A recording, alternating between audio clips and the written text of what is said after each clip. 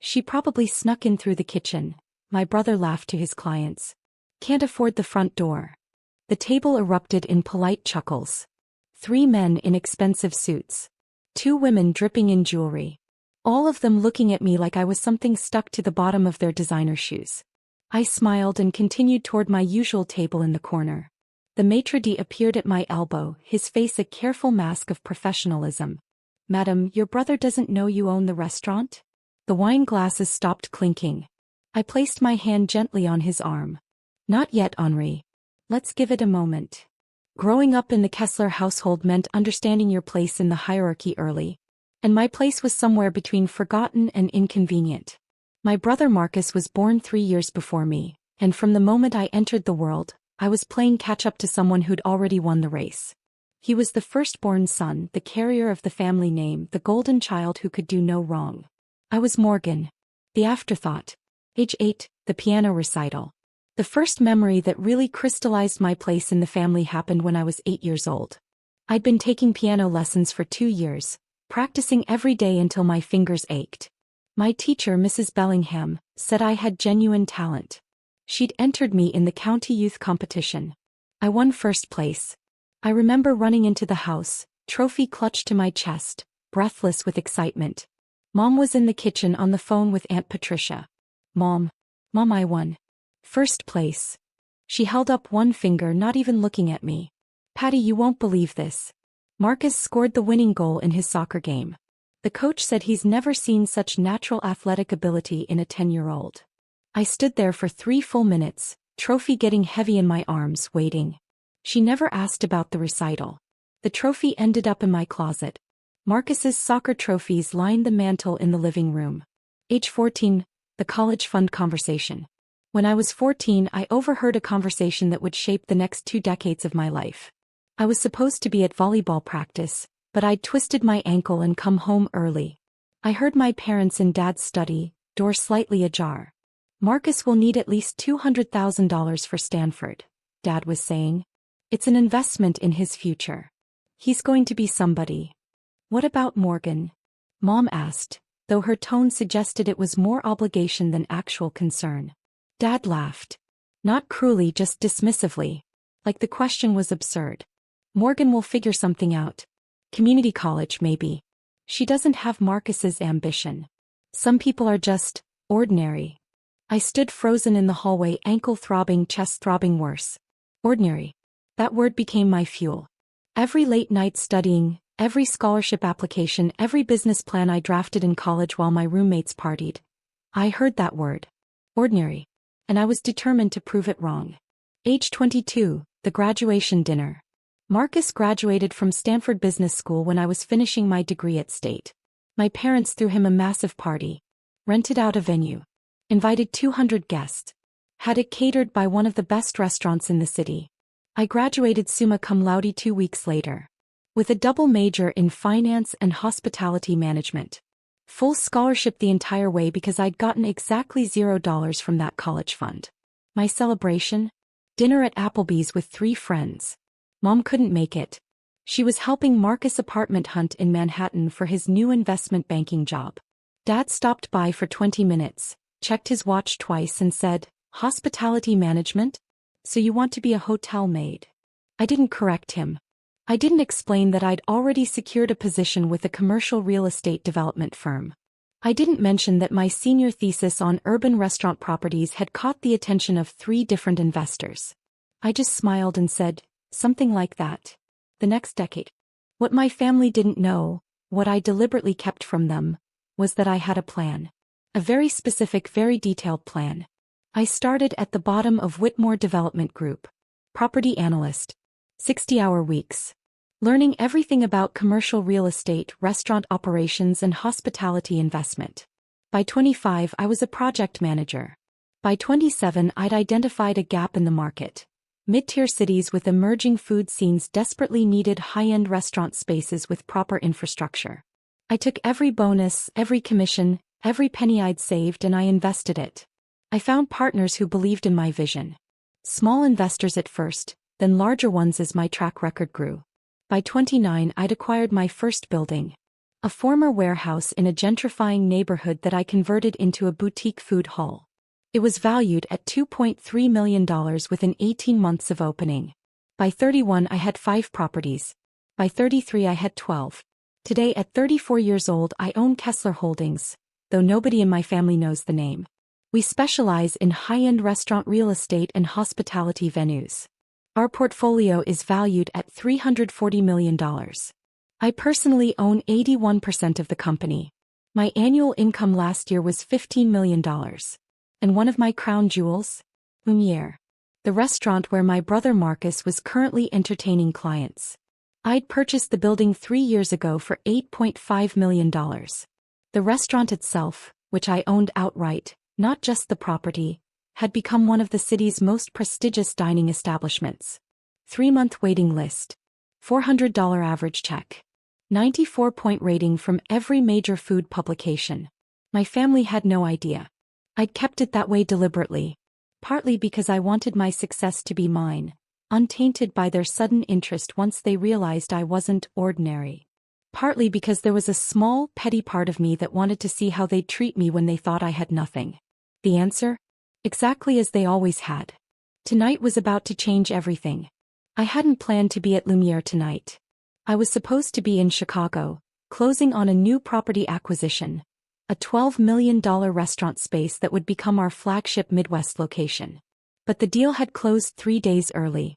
And when my assistant mentioned that Marcus had made a reservation at Lumiere for tonight, using my name as a reference no less, claiming we were close, something in me wanted to see exactly what he'd say.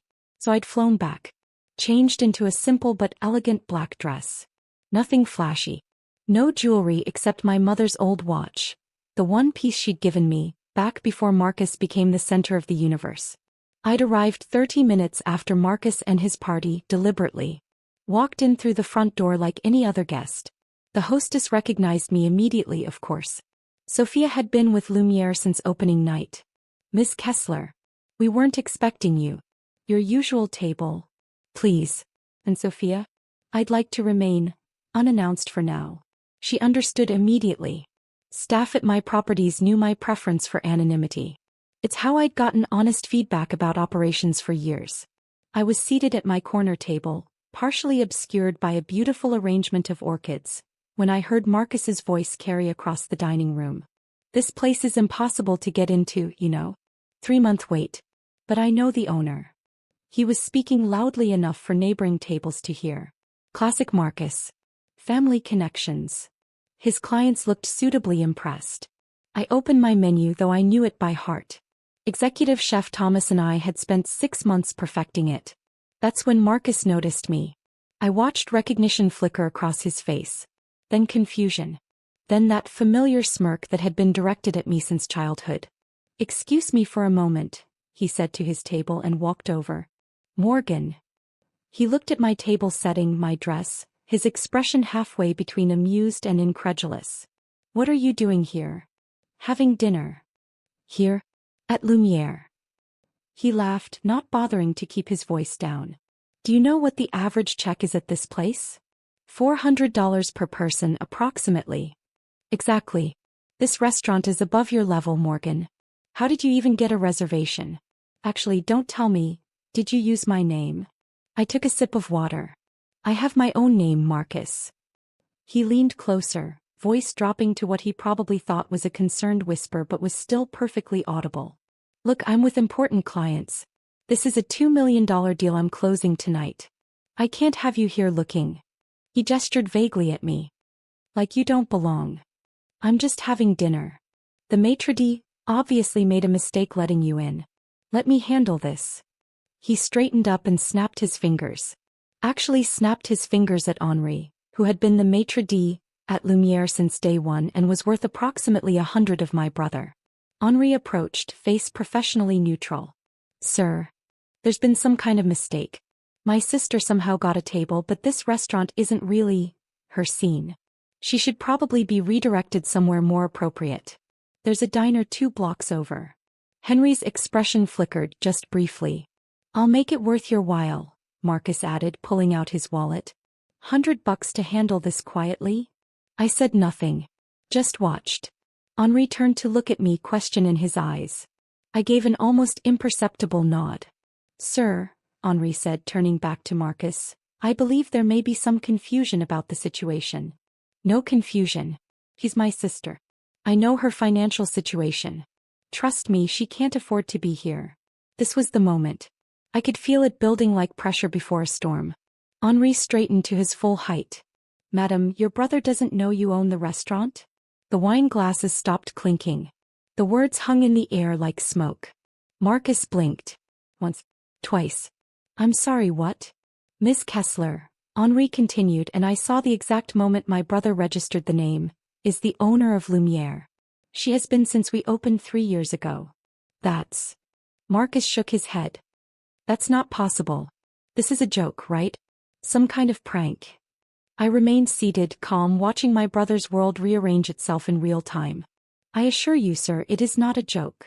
Henry's voice was ice.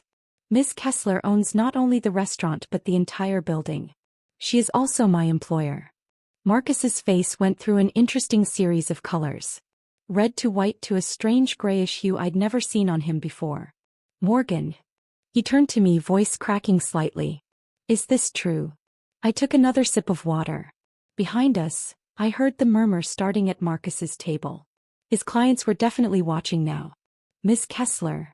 Henri asked quietly. Shall I explain further? Perhaps you could show my brother to my office after dessert, I said. I believe we have some things to discuss. Of course, madam. Henri paused. And regarding his reservation tonight, should I inform Chef Thomas? Who made the reservation? Your brother, madam. He claimed you were siblings and that you would want him to have our best table. He also mentioned several times that you were close. I let that sit for a moment. Marcus had used my connection, a connection he didn't even know existed, to impress clients. Had probably been doing it for months, given the reservation backlog. I see. Please let Chef Thomas know I'd like to meet with him briefly. Henri nodded and retreated. Marcus was still standing at my table, seemingly frozen. His clients were openly staring now. You should return to your table, I said quietly. Your clients are waiting. Morgan, I don't understand. How is this possible? You work at some small company. You can barely afford your apartment. You've never asked what I do, Marcus. Not once in 15 years. But, $400 average check. 3-month wait list. This place is worth. The restaurant is valued at $8.5 million. The building with the other commercial spaces is worth $12 million. I kept my voice low, calm. I purchased it 3 years ago. His jaw actually dropped. I'd heard that phrase before but never seen it happen in real life. And this is just one property, I continued. I own 12 buildings in total. My company, Kessler Holdings, has a portfolio valued at $340 million. The color drained from his face. Complete, total drain, like watching water flow out of a sink. That's not, you're making this up. Henri, I called softly. The maitre d' reappeared instantly. Could you please bring my brother a copy of tonight's receipts? The ones that show where the payments deposit. Of course, madam. While we waited, I watched Marcus struggle. His hands were shaking slightly. His expensive suit, probably a $3,000 custom job, knowing Marcus, suddenly looked cheap. Not because of the suit itself but because of the way he was wearing it. Deflated. Here you are, sir. Henri returned with a tablet showing the night's transactions. At the bottom, clear as day, deposits routing to Kessler Holdings LLC. Marcus stared at the screen. His hand came up to his mouth. I need to. He gestured vaguely toward his table. My clients. Of course. He walked back to his table like a man in a dream. I watched him sit down heavily. Watched him try to compose his face into something professional. Watched him fail. 10 minutes later, Chef Thomas appeared at my table. Miss Kessler. Henri mentioned you wanted to see me? Thomas. How are reservations looking for next month? Fully booked as usual. Though. He glanced toward Marcus's table. We did accommodate a last-minute large party request tonight. A Mr. Kessler claimed family connection. By brother. Thomas's eyes widened slightly. I see. He's been using the family name to secure reservations? According to Sophia, this is his fourth time in 2 months. Always with clients. Always claiming close relationship with the owner. I nodded slowly. What's his usual bill? Tonight will be approximately $2,800 with the wine selections he's made. Similar on previous visits. And he's tipped well? Thomas hesitated. He's tipped adequately. Which meant barely. Classic Marcus. Thank you, Thomas. The carbonara tonight was exceptional, by the way. Thank you, Ms. Kessler. He paused. Should we adjust anything for his party? No. Let them finish their meal in peace. But Thomas? After tonight, his name comes off the reservation priority list. Understood. As Thomas left, I saw Marcus's phone buzz on his table. Saw him look at it, frown, then look at me with growing horror. Because I just texted him. From the phone he didn't know I had. The building your investment firm is headquartered in? That's mine too. We should talk about your lease terms. His fork dropped onto his plate with a clatter that echoed across the dining room. The full revelation came exactly as dessert was being served to Marcus's table. I hadn't planned it this way, but timing has always been my strength. In real estate, in business, in life. You learn to wait for the perfect moment. The moment came in the form of my business partner, Daniel Chin, walking through Lumiere's front door. Daniel is the public face of Kessler Holdings for situations where I prefer anonymity. He handles the high-profile negotiations, the press interviews, the industry events. He's also brilliant, ruthless, and fiercely loyal. Tonight, he was arriving for our scheduled post-acquisition celebration dinner. We were supposed to be marking the Chicago deal closure. Morgan. He spotted me immediately, striding over with his characteristic energy.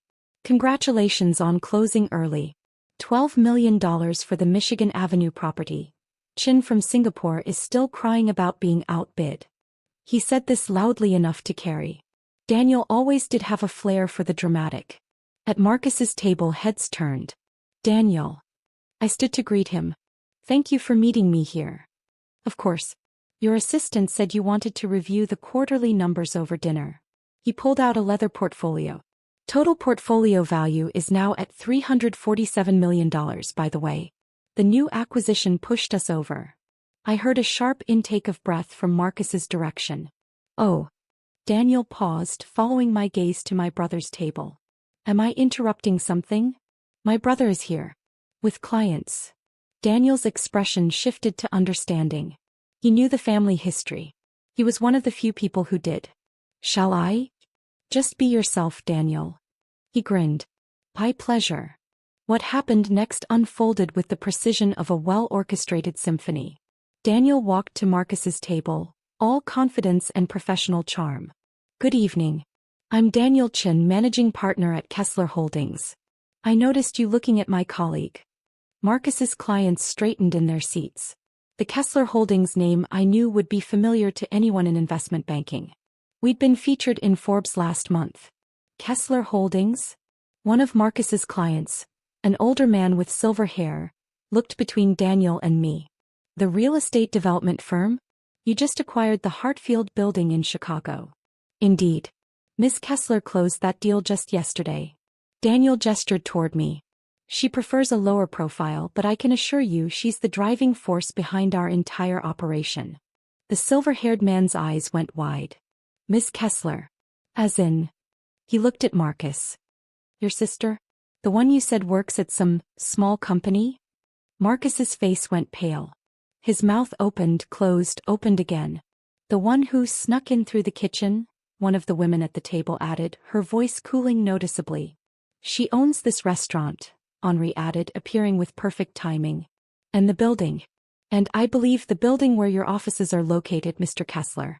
We received confirmation this afternoon. Dead silence. Marcus's hand knocked over his wine glass. Deep red Bordeaux spreading across the white tablecloth like blood. There's been some mistake.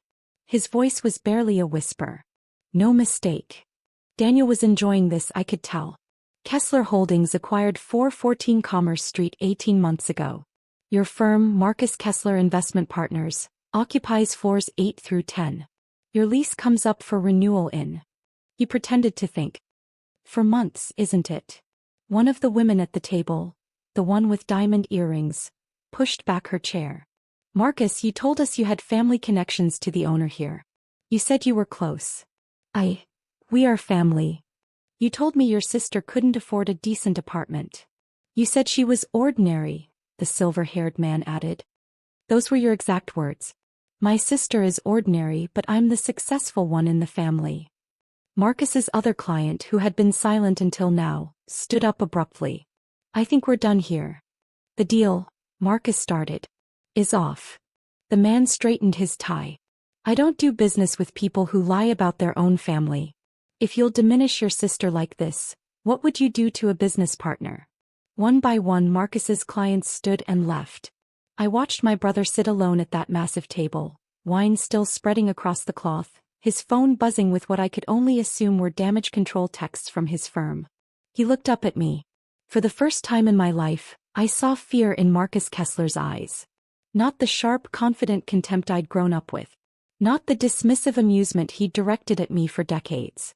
Just fear. Morgan. His voice cracked. I didn't know. I know you didn't. How long have you been building this? 15 years. Since Dad said I was too ordinary for the family college fund. His face went even paler. You heard that? I heard everything, Marcus. Every comparison. Every dismissal. Every time Mom forgot my achievements. Every time Dad invested in your ventures while telling me to figure something out. I remained calm, seated, my voice never rising above conversational level. I heard it all. And I built this anyway. I'm sorry. We didn't. I'm not interested in apologies, Marcus. I never was. Henri appeared at my elbow. Miss Kessler, the staff would like to know how to handle the bill for your brother's table. I considered for a moment. Charge it to his account as usual. He can afford it. For now, I didn't add. But we both heard it anyway. Immediate consequences. The next 72 hours unfolded like dominoes falling. First, the clients who had walked out on Marcus talked. In the world of investment banking, reputation is everything. By noon the next day, I'd received 4 separate phone calls from industry contacts asking if it was true that Marcus Kessler had been publicly exposed as a fraud and a liar at one of the city's most prestigious restaurants. I neither confirmed nor denied. I didn't have to. The story had already taken on a life of its own. Second, Marcus's firm began hemorrhaging clients. The first major withdrawal came at 9:47 a.m., a $15 million account that had been with him for 6 years. The client sent a brief email. We prefer to work with people of demonstrated integrity. By end of business that first day, Marcus had lost $47 million in managed assets. Third, his partners at the firm demanded answers. I know this because Marcus called me 17 times that day. I didn't answer. On the 18th call, he left a voicemail that I saved. Morgan, please. You have to help me. My partners are asking questions. They're talking about buying me out. The building, you own the building. Please, we need to talk about the lease. We can't operate if you don't renew. Please call me back. I didn't call back. Escalating consequences. 1 week later, the situation had intensified. Marcus's investment firm, which had been valued at $35 million, was now facing a serious liquidity crisis. Major clients had withdrawn a total of $89 million in assets under management. His partners had initiated buyout proceedings. More importantly, I had received a very interesting phone call from our family attorney. Miss Kessler, this is Raymond Chin, no relation to your business partner. I handle your parents' estate planning. I know who you are, Mr. Chin. Then you may also know that your parents have substantial investments in your brother's firm. Approximately $2.3 million of their retirement portfolio. I didn't know that actually. But I'm not surprised. They're concerned. Very concerned. They've asked me to reach out to you on their behalf. I let the silence stretch. They would like to arrange a meeting. To discuss family matters. I'm sure they would. 3 days later, my parents showed up at Lumiere without a reservation. Henri called me immediately. Miss Kessler, there are 2 people at the front who claim to be your parents. They're insisting on seeing you. They say it's urgent. Are they making a scene? Not yet. But your mother appears to be crying. I was in my office above the restaurant reviewing acquisition proposals. I considered for a moment. Show them to the private dining room. I'll be down in 15 minutes. When I entered the private dining room, my mother jumped to her feet. She'd been crying. Henri was right. Her mascara was smeared, her usually perfect hair slightly disheveled. Morgan. Thank God. We've been trying to reach you for days. I've been busy. My father remained seated. He looked older than I remembered. Grayer. Smaller somehow. Sit down, Morgan, he said. Still trying for authority. Still reaching for the power dynamic that had defined our relationship for 3 decades. I remained standing. We need to talk about Marcus, Mom said quickly. He's in trouble. His firm is collapsing. And our retirement. We invested everything with him, Morgan. We trusted him with everything. I'm aware. You have to help him. You're his sister. Family helps family. I let that statement sit in the room for a long moment. Family helps family, I repeated. That's interesting. I don't remember you helping me when I needed money for college. I don't remember anyone helping me when I was starting my company with nothing but determination and a maxed-out credit card. That was different. Was it? How? My father finally spoke up. You never asked for help. I did ask. I asked for years. You told me I was ordinary. You told me I'd figure something out. You invested $200,000 in Marcus's education and zero in mine. We thought Marcus had more potential. You were wrong. The words hung in the air. Simple. Undeniable. Morgan. My mother's voice was pleading now. If Marcus's firm fails, we lose everything. Our house. Our retirement. Everything. That sounds like a consequence of your investment decisions. Please. He's your brother. He's the man who told his clients I snuck in through the kitchen. Who said I couldn't afford the front door of my own restaurant. Who has spent 30 years telling everyone who would listen that I'm nothing. I kept my voice steady. Come. And you enabled every word of it. My father stood up suddenly, face reddening. Now listen here. No. The word stopped him cold. You listen. For the first time in my life, you're going to listen to me. I pulled out a chair and sat down. After a moment, my father sat too. Here is what's going to happen.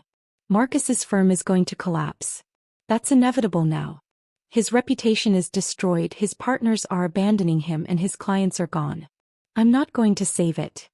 My mother started to interrupt. I'm not finished. She fell silent. The building his firm operates out of? I own it. His lease expires in 4 months. I will not be renewing it. Morgan. However. I paused. Let them hope just for a moment. I am not interested in destroying Marcus. I'm not interested in revenge. I am interested in consequences. I pulled out a folder and slid it across the table. This is a settlement offer. Marcus can pay out his partners and wind down his firm in an orderly fashion. I will purchase his remaining client accounts at fair market value, approximately $8 million. The money will go directly to you, to protect your retirement investment. My parents stared at the folder like it might bite them. In exchange, Marcus will issue a public statement acknowledging his behavior toward me was inappropriate. He will not contest the building lease termination. And he will stay away from my businesses permanently. That's very generous, my father said slowly. It's fair. Which is more than I ever received from this family. Final consequences. Marcus signed the settlement agreement 3 days later. His public statement, drafted by my legal team, acknowledged historical family dynamics that were harmful and inappropriate. It was vague enough to protect him from complete professional ruin, but specific enough that anyone who knew the situation understood what it meant. His firm dissolved. His partners took their shares and scattered to other opportunities. His professional reputation, while damaged, would eventually recover.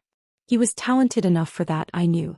Just not talented enough to succeed without the foundation of honesty I'd never given him reason to doubt. My parents kept their retirement funds.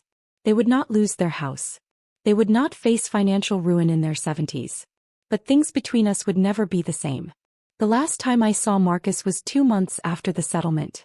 He came to Lumiere. Properly this time, called ahead, asked for an appointment, waited until I had availability. Not demanding.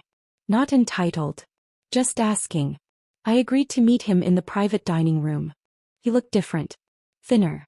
Older. The cocky confidence that had defined him since childhood was gone, replaced by something I couldn't quite identify. Humility maybe. Or just exhaustion. "Thank you for seeing me," he said as he sat down. "You asked nicely. Morgan, He stopped. Started again. "I've been thinking. About everything. About how I treated you. How we all treated you. And I was wrong.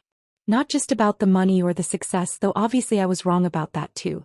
I was wrong about who you are. Who you've always been. I waited. When we were kids I thought the attention I got meant I was special. That I deserved it. That you getting less attention meant you deserved less." He shook his head. "That's not how it works, is it?" "No. It isn't. I spent 30 years thinking I was the successful one. The golden child. And the whole time you were building something real. Something lasting. Something I could never have imagined. I had good motivation." He winced. "I know. I gave you plenty of it." We sat in silence for a moment. Chef Thomas's team worked quietly in the kitchen beyond the wall. The restaurant wouldn't open for another 2 hours. For now it was just us. "I'm not asking for forgiveness," Marcus said finally. "I know I don't deserve that. But I wanted you to know that I see it now. All of it. And I'm sorry." I considered my response carefully. "Marcus, I spent a long time being angry at you. The mom and dad.